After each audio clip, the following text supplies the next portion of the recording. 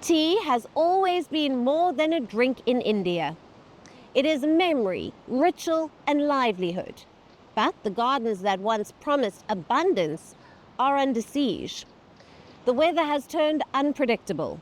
Long dry spells are followed by sudden floods. The soil weakens, the bushes wither, and the workers struggle in the heat. India still produces more than 1 billion kilograms of tea each year. Yet the harvest tells a story of decline. Exports wobble, costs rise, and the future feels uncertain. Can the world's favorite cup survive the changing climate? The answer begins with our next story. A steaming cup of tea is more than a drink in India. It is ritual, comfort and culture poured into roadside glasses and fine china alike. For nearly 200 years, the misty hills of Assam and Darjeeling have carried this tradition to the world. But today, those same gardens tell a story of strain. The skies no longer keep their promises. Assam, which produces more than 50% of India's tea, is witnessing extreme swings. Drought in May, floods in June, and drought again in July. In 2024, the national output fell 7.8%, slipping from 688 million kilograms to 649 million. Across the country, production dropped close to 1.3 billion kilograms. I may sound dramatic, but last year we almost went bankrupt. If we did not have income from other sources, and including disposing our real estate, today our company would be in NCLT.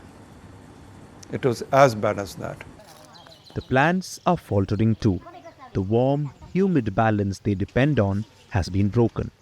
Rainfall in Assam has fallen by over 250 millimeters since 1921, while minimum temperatures have risen by 1.2 degrees Celsius. Leaves that once grew thick and quickly are now fewer, weaker, and slower to grow. Some estates lost up to 35% of their crops in a single season. So this erratic rainfall and high temperature pattern led to a crop loss of almost 35% for us. And this was very, very abnormal. And we were 35% below our average crop and 20% below the year before, which was already a poor year. Workers feel the change with every basket. Under the blazing heat, many can now pluck barely 60 kilograms of leaves in a day, down from 110 in earlier decades. Even pests thrive in this erratic weather, forcing planters to resort to irrigation and heavy use of pesticides. We feel tired. When it's really hot, my head spins and my heart starts beating very fast. We are unable to pluck as many tea leaves as we used to. I think it is because of the harsh weather. We find it especially difficult to work during our monthly menstrual cycles. The books reveal the other half of the story. Costs are climbing 8 to 9% every year, fueled by higher wages, fertilizer costs, and desperate climate adaptations like pruning and composting. Yet, auction prices have lagged. Over 3 decades, tea has gained just 4.8% annually, while staples like wheat and rice grew at nearly 10%. Only last year, when the output plunged, did prices jump nearly 20%, pushing the average to 201 rupees, or about $2.28 a kilogram. The jewel of Assam is shrinking. Shorter harvesting windows and rising heat are cutting into this prized crop. At the same time, many colonial-era bushes planted decades ago are aging out of their 40 to 50-year lifespan, yielding less with each passing season. Replanting is essential, but government incentives are too small to spark meaningful change. So the first need of the hour has been to diversify and not keep all our eggs in one basket, because being reliant just on tea is becoming a very risky game. So what we have done is, in the areas which are not growing tea within our tea estate, we've grown alternate crops. India is drinking more of its own brew. Domestic consumption has surged 23% in the past decade to 1.2 billion kilograms, far outpacing production growth of just 6.3%.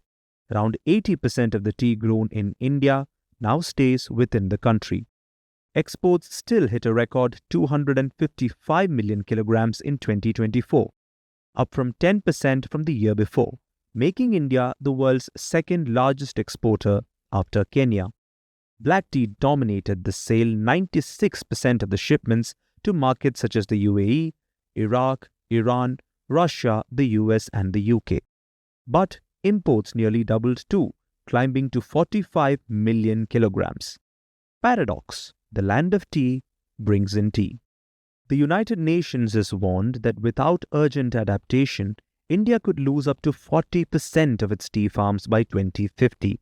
Solutions like water conservation, shade management and organic farming exist, but they demand time, money and willpower.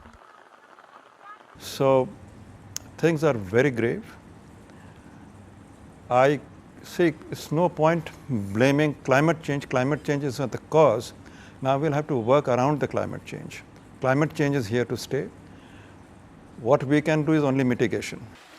For now, the baskets will still fill with leaves each dawn in Assam. But each harvest seems to whisper the same uneasy question. How much longer can the brew that defines India survive?